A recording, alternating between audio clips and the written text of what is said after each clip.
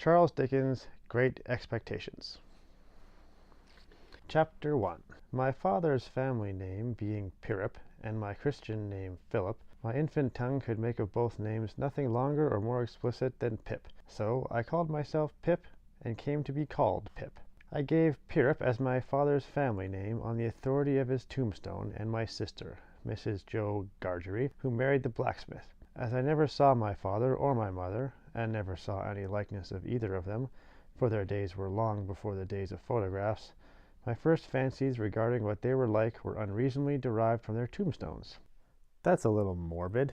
The shape of the letters on my father's gave me an odd idea that he was a square, stout, dark man with curly black hair. From the character and turn of the inscription, also Georgiana, wife of the above, I drew a childish conclusion that my mother was freckled and sickly. To 5 little stone lozenges, each about 1.5 feet long, which were arranged in a neat row beside their grave, and were sacred to the memory of 5 little brothers of mine, who gave up trying to get a living exceedingly early in that universal struggle.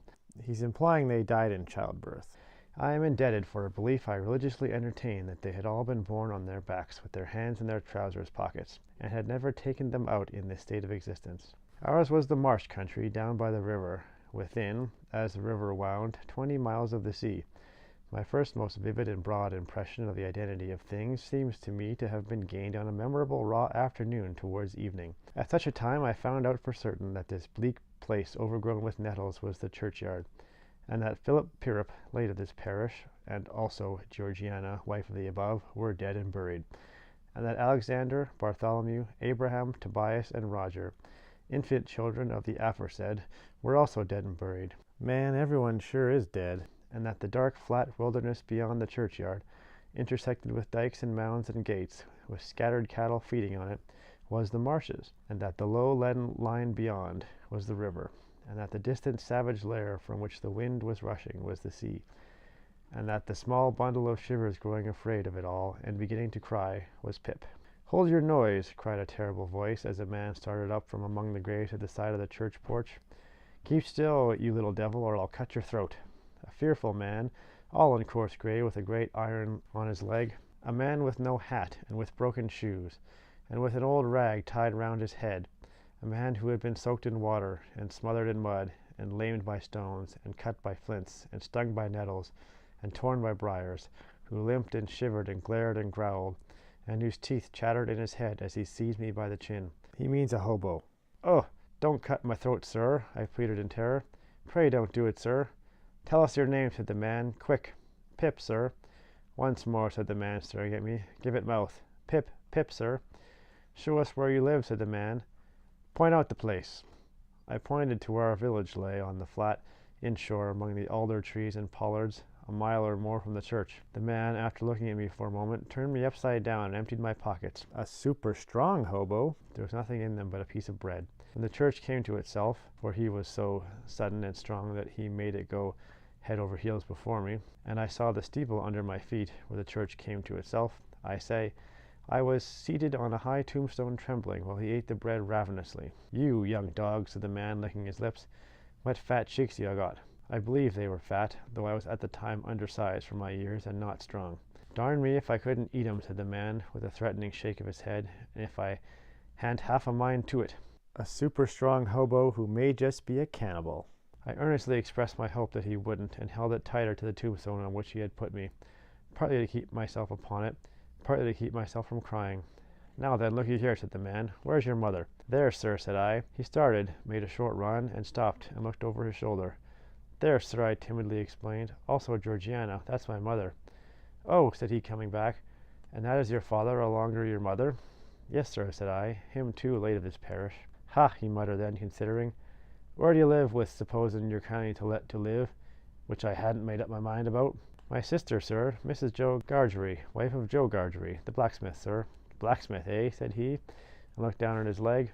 After darkly looking at his leg and at me several times, he came closer to my tombstone, took me by both arms, and tilted me back as far as he could hold me, so that his eyes looked most powerfully down into mine, and mine looked most helplessly up into his. "Now looky here," he said, "the question being whether you're to be let to live. You know what a file is?" "Yes, sir." "You know what wittles is?" "Yes, sir." Wittles means food. After each question he tilted me over a little more, so as to give me a greater sense of helplessness and danger. "You get me a file," he tilted me again, "and you get me wittles," he tilted me again. "You bring 'em both to me," he tilted me again, "or I'll have your heart and liver out," he tilted me again.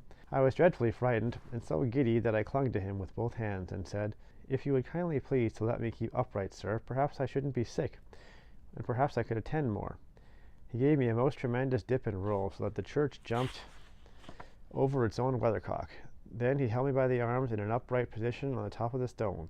Weathercock? And went on in these fearful terms. "You bring me, tomorrow morning early, that file and them wittles. You bring the lot to me, at that old battery over yonder. You do it, and you never dare to say a word or dare to make a sign concerning your having seen such a person as me, or any person somever, and you shall be let to live.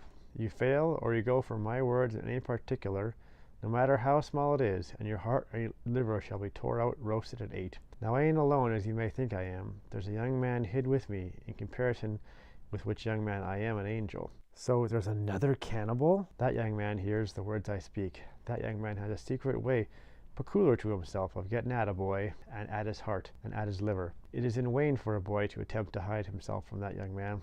A boy may lock his door, may be warm in bed, may tuck himself up, may draw the clothes over his head, may think himself comfortable and safe. But that young man will softly creep his way to him, and tear him open. I am keeping that young man from harming of you at the present moment, with great difficulty. I find it very hard to hold that young man off of your inside. Now what do you say?" I said I would get him the file, and I would get him what broken bits of food I could. I would come to him at the battery early in the morning. "Say, Lord, strike you dead if you don't," said the man. I said so, and he took me down. "Now," he pursued, "you remember what you've undertook, and you remember that young man, and you get home." Good night, sir," I faltered. "Much of that," said he, glancing about him over the cold wet flat. "I wish I was a frog, or a eel." At the same time he hugged his shuddering body in both his arms, clasping himself, as if to hold himself together, and limped towards the low church wall. As I saw him go, picking his way among the nettles and among the brambles that bound the green mounds, he looked in my young eyes as if he were eluding the hands of the dead people, stretching up cautiously out of their graves to get a twist upon his ankle and pull him in. When he came to the low church wall, he got over it, like a man whose legs were numbered and stiff, and then turned round to look for me. When I saw him turning, I set my face towards home, and made best use of my legs. But presently I looked over my shoulder, and saw him going on again towards the river, still hugging himself in both arms, and picking his way with his sore feet among the great stones dropped into the marshes here and there, for stepping places when the rains were heavy or the tide was in. The marshes were just a long, black horizontal line then, as I stopped to look after him, and the river was just another horizontal line, not nearly so broad yet, nor yet so black, and the sky was just a row of long, angry red lines and dense black lines intermixed. On the edge of the river I could faintly make out the only two black things in all the prospect that seemed to be standing upright. One of these was the beacon by which the sailors steered, like an unhooped cask upon a pole, an ugly thing when you were near it. The other, a gibbet with some chains hanging to it, which had once held a pirate. There's going to be pirates in this book? That man was limping on towards this ladder, as if he were the pirate come to life and come down, and going back to hook himself up again. Gave me a terrible turn when I thought so, and as I saw the cattle lifting their heads to gaze after him, I wondered whether they thought so too. I looked all around for the horrible young man, and could see no signs of him, but now I was frightened again, and ran home without stopping.